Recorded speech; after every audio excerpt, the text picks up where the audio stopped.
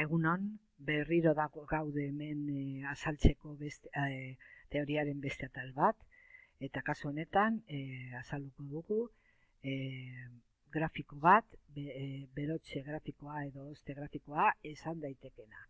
Egoeren aldaketari buruzko grafikoa. Bai? Edozein grafikotan ikusi behar duguna lehen, da zer dagoen adierazita iza ardatzean, horizontalean, eta i ardatzean.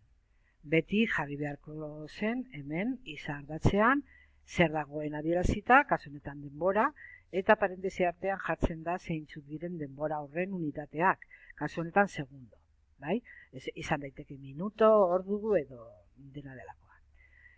Gero begiratzen dugu zer dagoen i ardatzean, eta hemen jartzen du grado zentigradoak adierazita daudela, eta hori da temperatura. Bueno, normalean jartzen da T mayuskula, temperatura, eta parentesi artean jartzen da grado zentigrado. Vale? Bakarri daukagu eskala i ardatzean, ze normalean aulako grafikoetan interesatzen zaiguna da temperatura begiratzea, eta ez denbora. Baina batzuetan, kasu batzuetan, denboralen eskala ere badago, eta egon daitezke galderak denborari buruz. Bueno, ze galdetzen dute olako grafikoetan begiratzeko. Lehenengo galdera normalean da zein motatako grafikoa da hau, oste grafikoa ala berotze grafikoa. Jakiteko honen erantzuna begiratu behar dugu zer gertatzen den denbora pasatu ahala, zer gertatzen den temperaturarekin denbora pasatu ahala. Denbora gora doa ezkerretik eskuinera. Eta hori begiratzen badugu, eta gero begiratzen badugu zer egiten duen grafikoak ikusten dugu gorakorra dela. Gero, hau da, temperatura gero eta altuagoa dela denbora pasatu ahala. Orduan, horrek esan nahi du, berotze grafikoa dela. Vale? Ba, jarriko dugu, barkatu, erantzuna, eta da, ikusiko dugu beste kolore batean, berotze grafikoa.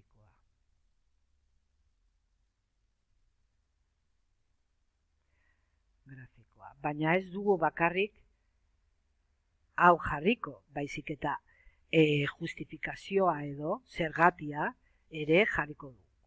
Orduan daukagun berotze grafikoa zergatik, ze denbora pasatu ahala, edo denbora pasatzen denean,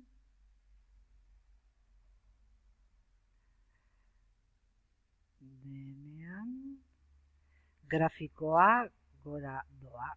Grafikoa gora doa. Hau da, temperatura gero eta handiagoa da.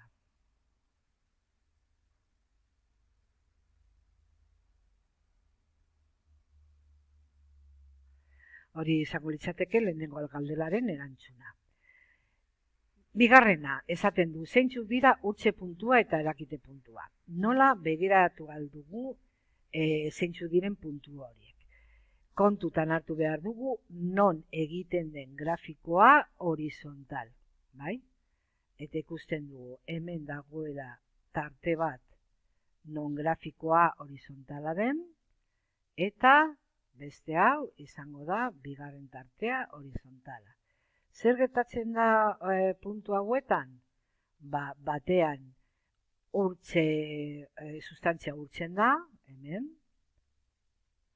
eta hemen irakiten du. Vale? Bueno. Hemen urtze puntua dago,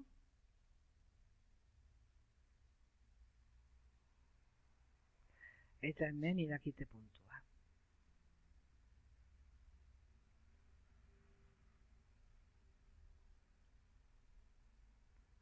Naiz eta puntua esan, hau da beti temperatura bat. Eta hemen eskala badago grado zentigradotan, temperatura horren unitateak izango dira grado zentigradoak hemen dagoen moduan, bale? Orduan, hemen badago bitarte horizontala. Horrek esan nahi du adierazita daudela bi egoera aldaketa. Lehenengoa izango da urtxe tartea eta bigarrena izango da irakite tartea. Hori baino lehen zer daukagu? Ze egoera fisikoan daukagu? Sustantzia? Solido egoeran. Hemen likido egoeran eta hemen gas egoeran. Vale? Justu urtxe puntua ematen denean izango du solidoa gehi likidoa nahazturik orekan, eta irakite puntuora ailegatzen garenean izango dugu likido eta gaza nahazketa orekan. Vale? Zergatik bihurtzen da grafikoa horizontala? Tarte honetan, hau da, egoera aldaketa gertatzen denean, ematen den beroa ez da erabiltzen temperatura igotzeko. Erabiltzen da molekulen artean dauden erakarpen indarrak apurtzeko. Bai? Orduan, erabiltzen badugu indar horiek apurtzeko, ez dugu erabiltzen temperatura igotzeko. Bata ala bestea egin behar dugu. Orduan, tarte horretan, naiz eta denbora pasatu, temperatura ez da aldatzen. Orduan, horregaitik mantentzen da grafikoa horizontala, sustantzia osoa urtuta egon arte, hau da, likido eran egon arte. Vale? Orduan, zein da urtxe puntua honen arabera? Begiratu behar dugu beti lerro edo ardatz vertikalean, i ardatzean, hain zuzen. Orduan, beste kolore bat hartuko dut, bai? Eta jakiteko justu ze markatzen duen i ardatzean jartzen gara lerro horizontal honetan eta luzatzen dugu i ardatza moztu arte. Eta begiratzen dugu, gutxi gora bera, non mozten duen. Vale? Orduan, hemen dago -80 eta hemen ikusten bada dago -100. Mozten du gutxi gora bera erdian edo. Vale? Hau ez da oso zehatza, baina gutxi gora bera mozten du -80 gradutan. Eta hori izango da urtxe puntua.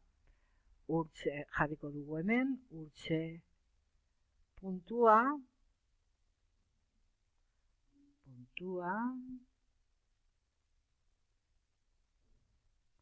-80 grado zentigrado izango da. Batek esan dezake, ez dago justu erdian, dago pizkat gorago, jar dezake -88 edo nahi badu. Hau da aproximatua, bale? Orduan, ni jarriko dut -80 grado zentigrado. Bale, zer egiten dugu kalkulatzeko irakite puntua? Horren antzeko zerbait. Hartzen dut marra horizontala, eta marra horizontala honen, zati horizontala honen altueran edo, luzatzen dut horizontala, iardatza moztu arte. Eta begiratzen badugu eskalan ze markatzen duen, badago 60 eta 80 artean.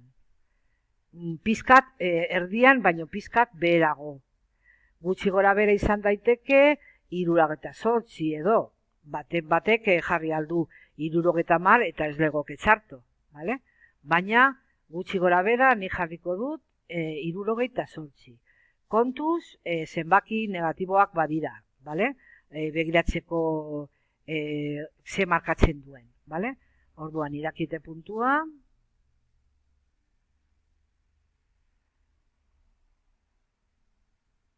izango da, gutxi gora bera, 78 grado zentigradokoa, vale?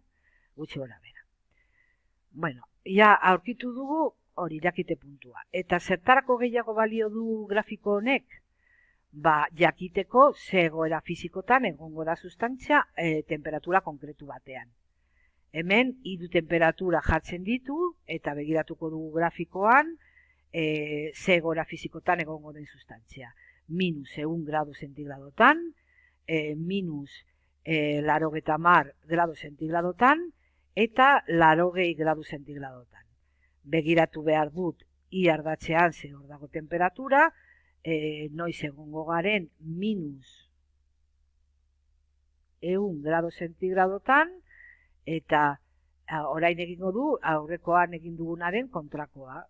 Hau da, pasatu ardatzetik grafikora, lehen egin duguna izan da aldrebes, pasatu grafikorik I ardatzera, bale? Orduan hartzen dugu -100 grado, kokatzen gara hor, egiten dut marra horizontal bat, ikusteko zertatetan dagoen sustantzia justu temperatura horretan. Eta ikusten dugu solido tartean dagoela. Orduan, esaten badigute, ze egoera fisikotan egongo den sustantzia -100 gradu zentigradotan, ni jarriko dut grafikoaren arabera,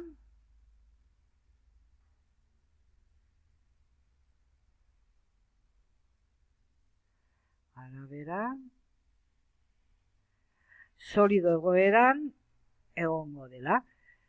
Markatzen dut grafiko egoeran marra horizontal berde hau, justifikatzeko edo azaltzeko zergatik ikusi dudan solido egoeran dagoela, eta horrekin badago erantzuna justifikaturik. Gero esaten dit, eta -80 gradu zentigradotan, banoa temperatura horretara. Eta justu izango da hau. Vale? Badaukat ja markatuta lerro horizontala, eta ikusten dut justu urtxe puntuan gaudela. Esan dugu, urtxe puntuan justu dagoela solido gehi likido nahaztuta. Jarriko dut hori. Solido gehi likidoa. Zergatik? Urtxe puntuan,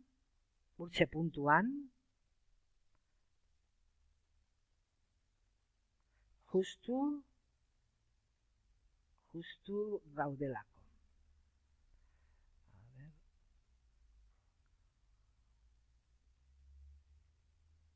Vale, eta azkenengo galdera. Esaten du, 80 gradotan, gradu zentigradotan, ze egoera fisikotan dago sustantzia. Joaten naiz grafikora, begiratzen dut I ardatzea non dagoen 80 grado, eta hemetik egiten dut horizontal bat grafikoraino. Bai? Eta ikusten dut irakite puntua baino altuago gaudela eta gaz tartean. Bai? Orduan, erantzuna, galdera honen erantzuna izango da gaz egoeran dagoela. Gaz egoeran, bale? Eta jartzen dut justifikatzeko grafikoaren arabera. Vale? Orduan, dena justifikatzen da grafikoan markak egiten. Hau da, lerro horizontal hauek adierazten dute non gauden. Bai? Eta hori da, galdera erantzun hauek justifikatzen dumen